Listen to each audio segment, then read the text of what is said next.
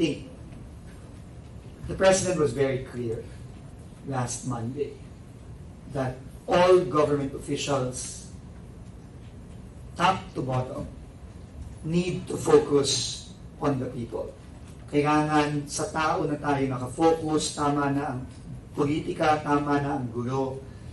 Kailangan magtrabaho tayo para sa mga kababayan natin. Yun ang sinabi ng ating Pangulo noong Lunes.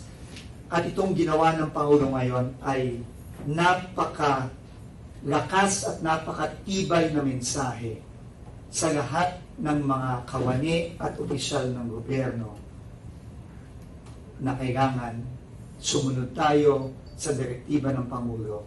Ang focus natin dapat ay magtrabaho para sa ating mga kababayan.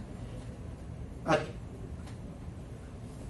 itong paghihingi ng courtesy resignation ay isang napakalakas na simbolo na the government of President Bongbong Marcos means business.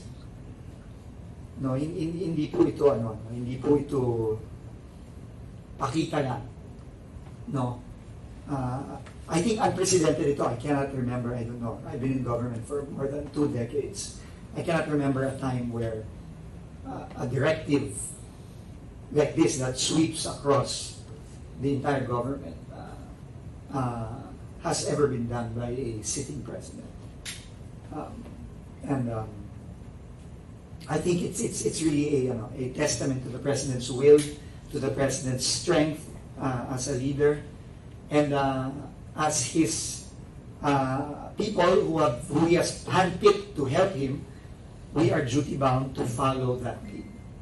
No? And I will submit my courtesy resignation. In fact, I will sign it right after this, and I will send it right after this